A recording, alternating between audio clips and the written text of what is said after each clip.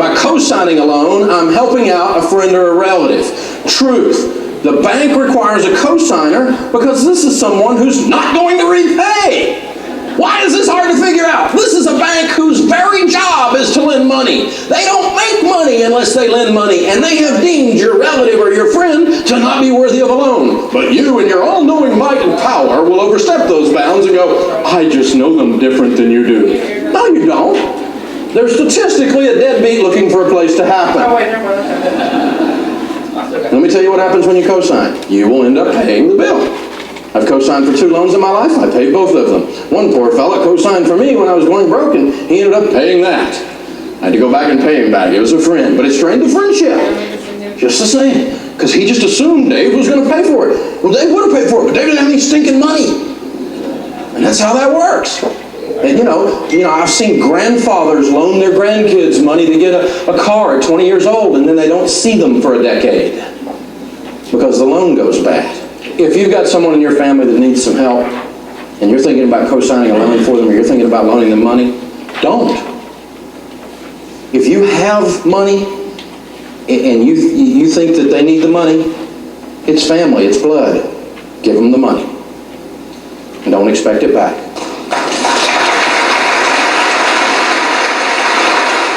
So with co-signing and lending, don't go mess up your relationships. That's a myth.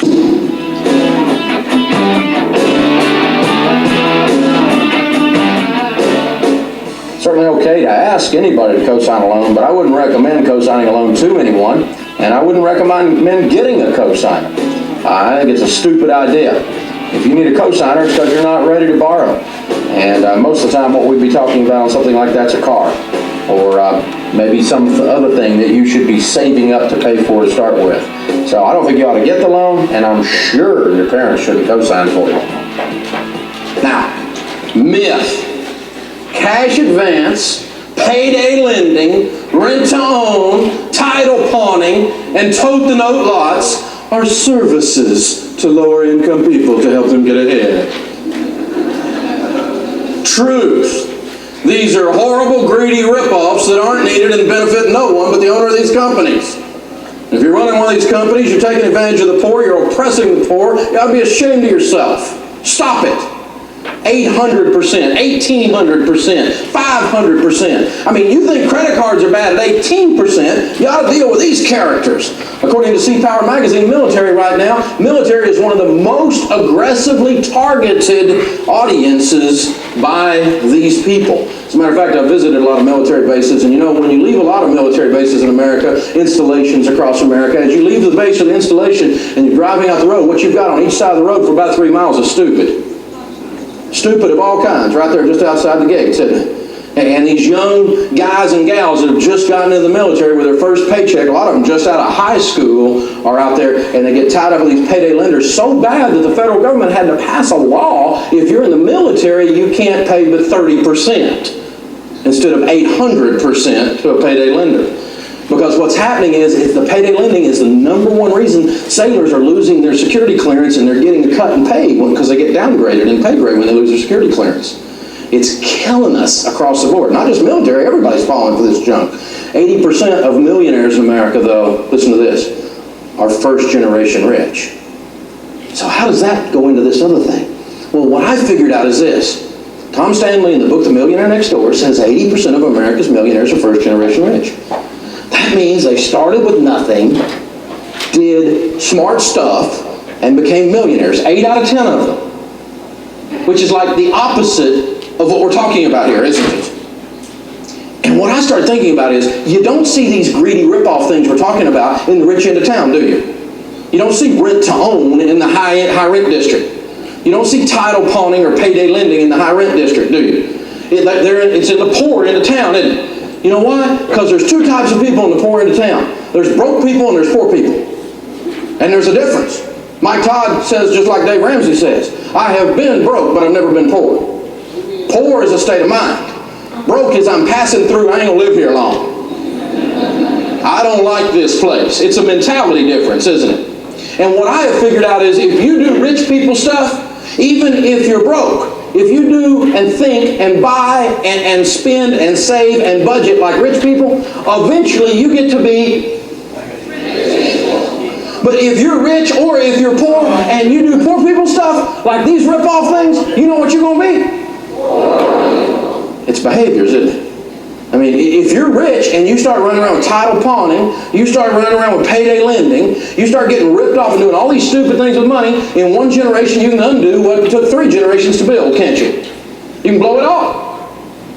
And you can start from nothing, 80% of them did that are millionaires, and you can do smart stuff, rich people stuff, and get to be rich people. That's good news for people like me, because I had to do it twice. I had to go with a do-over. I got Mother May I penalty steps for stupidity and had to start to walk again. And so what you got to do is you got to think, what are rich people doing with money? And if I do rich people stuff, I get to be rich people. It doesn't matter where you live or where you are now. You're just passing through. You're either rich heading towards poor or poor heading towards rich. Or poor going to stay poor or rich going to stay rich. These are possibilities, right? They're the only 4 possibilities. And it's based on the type of people you interact with, like these characters. So these people aren't services to the lower income people. These people are ripping them off. They're getting rich on them too, but it's blood money. It's not good money.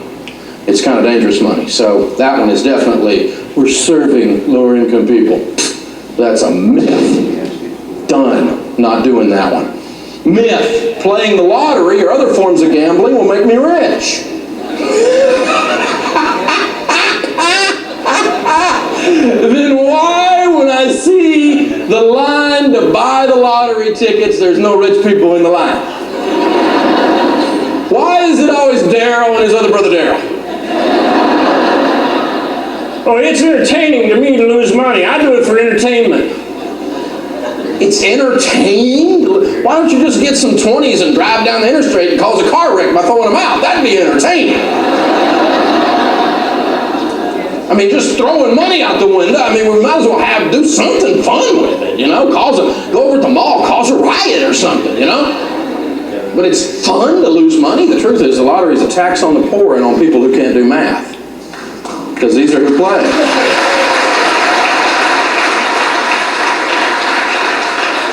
Texas Tech did a study of the Texas lottery, and they found that people without a high school diploma spend an average of $173 a month playing the lottery there.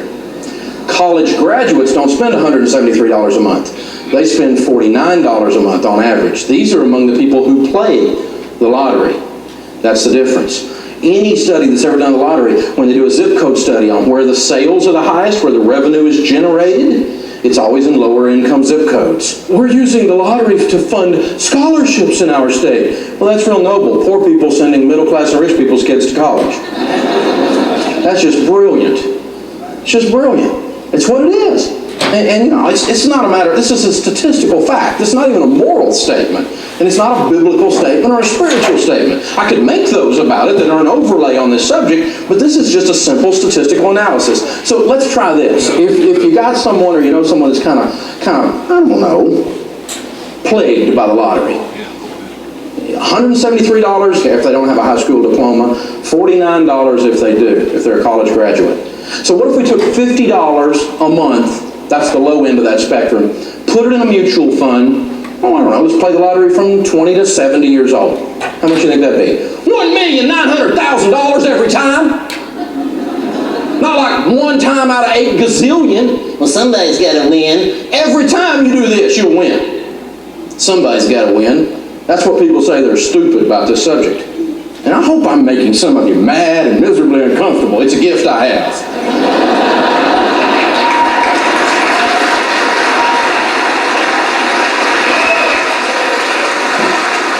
Another study showed that those with annual incomes under $20,000, if they have a family of 4, that's a poverty level,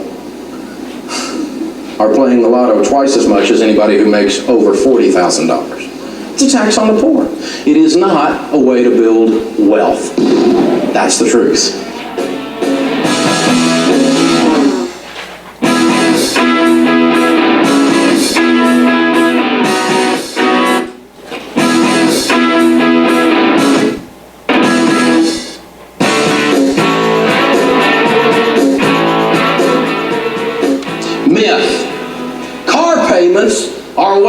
life, you'll always have a car payment. How many of you are like me? You've said that, or you know someone that says that all the time. You're always going to have a car payment. I've noticed as I've kind of watched this for a while, the people that say that, and this is not lower income people, this is middle class and upper class people. You're always going to have a car payment. They always kind of have this lilt, this kind of a whine in their voice as they're saying it. You know, you're always going to have a car payment. You might as well accept it. It's just the way it is. Life is rough, so get a low payment and a nice car. You need to enjoy things while you can. You know, the little man just can't get ahead. You're always going to have a car payment.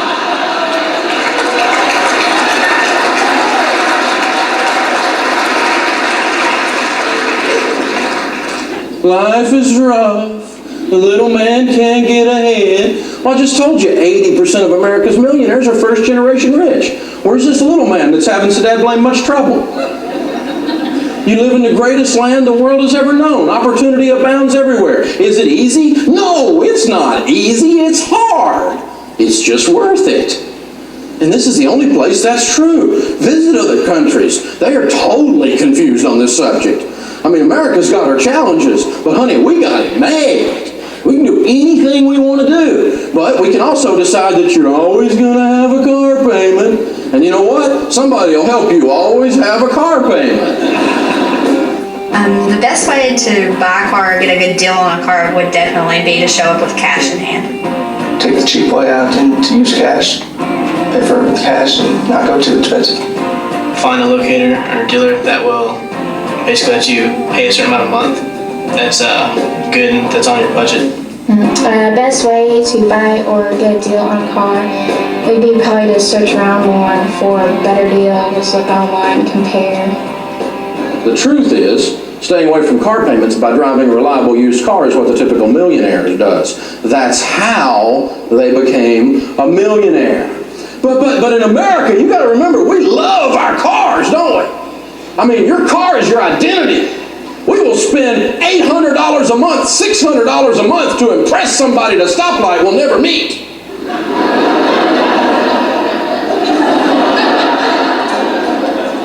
I mean, we bust it for a car. I mean, don't mess with my car. Start talking to me about no car. Man, I'm going to have a nice car. That's just the way it is. You know what I'm talking about, don't you boys? Boys love cars. Now, some of you girls love cars too, I know, but most of you just think they're a large purse. You know, the average car payment in America today, according to USA Today, is $464 a month. You know, if you take $464 a month invested in a decent growth stock mutual fund from the age of 30 to the age of 70, if you get out of debt and you're in here in your 20s right now, and you start instead investing what you would have spent on rust buckets, then guess what? Wow. That turns into $5.5 million. Hope you like the car.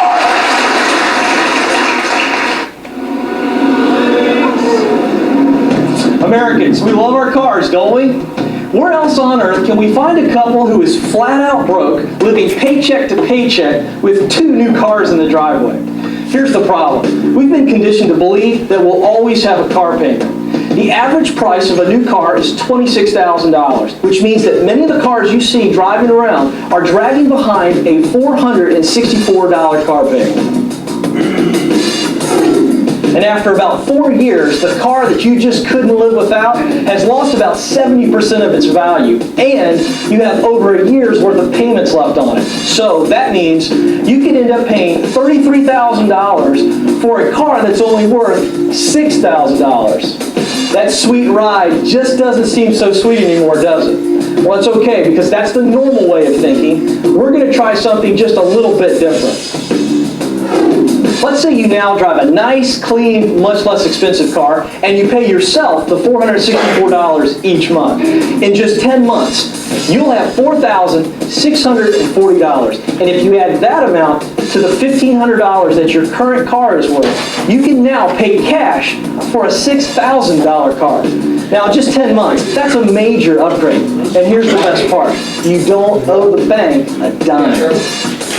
Let's not stop there. In another 10 months, you'll have another $4,640. Add that to the $6,000 you can get for your last upgrade, and now you're driving an $11,000 car. So in just 20 months, you've gone from a $1,500 car to an $11,000 car that you own. And here's the best part, you still don't owe the bank a penny. By now, most people aren't even halfway through their payment books. They've still got 44 months of payments left. So just for kicks, let's see what happens if you continue to pay the $464 that everyone else is paying to the bank to yourself and a good mutual fund over the next 44 months. When most people are making the last payment on that car that they just couldn't live without, a car that is now worth less than 30% of what they originally paid for, not only are you driving a great paid-for car, but because of our new plan, you now have a mutual fund that you've earmarked as the car replacement fund. Now, how much money do you have in that fund? Well, at the stock market average of 12%, you now have $26,000. Here's where things get really crazy. You can take $10,000 out of this fund and still have $16,000. Now, let's add the $10,000 to the value of your current vehicle, and that's going to allow you to pay cash for a $12,000 to $17,000 vehicle. And at 12%, the $16,000 still in the fund will make enough interest for you to be able to do this every 5 years. Folks, that's free cars for life. That's what happens when you let your money work for you. You will never have a car payment the rest of your life. So what happens is these people call my show and they say, Dave, I've got this financial problem. I'm struggling financially. I don't know how I'm going to get ahead. And I don't know what I'm going to do. Well, what's wrong? Well, we're behind on the house payment. We can't seem to get caught up on anything. You start talking about investing in a Roth IRA or kids' college, you can forget that. I'm just trying to pay the light bill. Life is rough. So really, how much do you owe on your car? What's that got to do with it? Life is rough. I understand, but how much do you owe on your car? That wasn't what I called about. Life is rough. These are calls on my show, aren't they? How much do you owe on your car? Well, $32,000. Really? How much you make a year? $27,000. I think we found the problem, Junior. Sell the car. What? That wasn't what I was calling about. I know, but sell the car. And it's so bad that so many of the calls, so many people got themselves in car messes that our show is like half the answers on the air. Sell the car, aren't they? People start the call out with, well, I know I got to sell the car, but let's talk about the rest of it.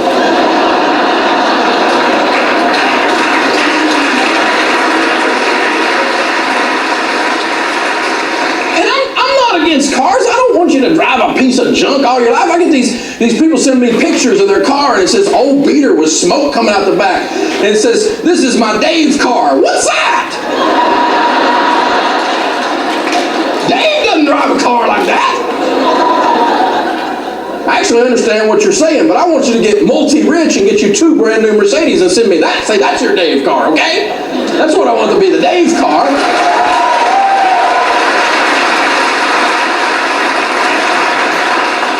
Naming your hoopties Dave's cars. I think, you gotta stop this stuff. So they call in, they go, no, what's wrong, Dave? I'm having trouble with my marriage. Okay, sell the car. I mean, it's all the answers. It's the sell the car show. I can just leave and play a tape. Sell the car, sell the car, sell the car. It's so bad, we were in the middle of Odessa, Texas the other day doing a big live event out there with about 5,000 people, and this guy came up to the stage and handed me the local classified ads there. And I started reading this and I was cracking up. The ad in there says, Dodge Grand Caravan, 25,000 miles. Dave Ramsey said, sell the car.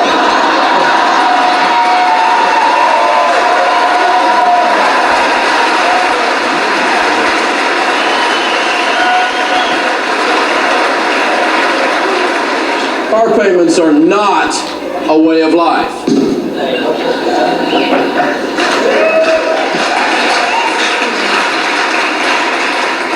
Fleecing your car is what sophisticated financial people do. This is The truth is that the car fleece is the most expensive way to finance and operate a vehicle. Smart Money Magazine says that according to the National Auto Dealers Association, if a brand new car dealer sells you a new car for cash, they average $82 profit. They don't make any money on the sale of new cars. Their number one profit center is the garage. Their number two profit center is a little square glass booth called the finance office. Because if they can get you to put that car on payments, they sell that book of payments back to the home office, to GMAC or Ford Motor Credit or Chrysler Credit, or they sell it back to Toyota Credit or Lexus Credit or whoever, right? Or they sell it to your local bank if you don't qualify for the dealer financing. And if they do regular payments, they'll sell that paperwork, and instead of making $82, according to this article in Smart Money Magazine, they'll make an average of $775. If they can get you to fleece the car, the fleece is worth a lot more because it's a better deal for them. They make an average of $1,300 on the car fleece. A friend of mine runs a luxury car lot, and I won't say the brand. He's a friend. I won't pick on him. But it's one of the high-end ones, and he says 78% of the people drive off of that high-end lot are doing it with a fleece. Wanting to look like they're somebody that they're not, and they never asked how much. They only ask how much down and how much a month. These are the questions of broke people. Rich people ask how much. Broke people say how much down and how much a month. Broke people, when they say I can afford it, what they mean is they think they can pay the payments. Rich people, when they say I can afford it, mean they have the money to pay for the whole thing right then. That's how it's done. Truth is, if you own a business, you can write off your paid-for car on taxes without paying payments for the privilege. I had a guy call me on the radio and says, Dave, I own my own business. I'm a sub-S corporation. I get to write off my car fleece payments. And I said, well, guess what? You can take mileage if your car is paid for. And if your car is paid for and you don't drive it a lot of miles and you drive a nice car that's owned by your company like I do, then you take straight line depreciation. I get the same tax advantages without having to give the bank a check for the opportunity. Hey, there's an idea. There's a really sophisticated business person. Truth is also that the way to minimize money lost on things that go down in value is by used, which is what I told that guy. When your business owns your car, when your business owns your truck, and you're running the wheels off the thing, it's going down in value. That's an expense to your business. If you take a $30,000 vehicle, run it 40 or 50,000 miles a year, or run it up on a construction site and let somebody back their Bobcat into it, whichever it is, right? And you devalue that $30,000 vehicle in a business setting to $15,000 in a year, and you'll do that if you're tearing into the thing like that, you've lost $15,000. I don't know what part of this sounds smart to you. If I'm going to run something on a construction site like that, let somebody back a dozer into it, I'd rather that be a $4,000 truck and not a $45,000 truck. And the same thing if I'm going to run the wheels off one going down the road. I don't want to destroy the value of a $50,000 car by putting miles on it. It's that simple. I want to destroy the value of a $6,000 or $8,000 car by putting miles on it. That's how this stuff really works in the real world. Car fleecing is a really bad idea. And yes, I did say fleecing. You didn't misunderstand me. Okay.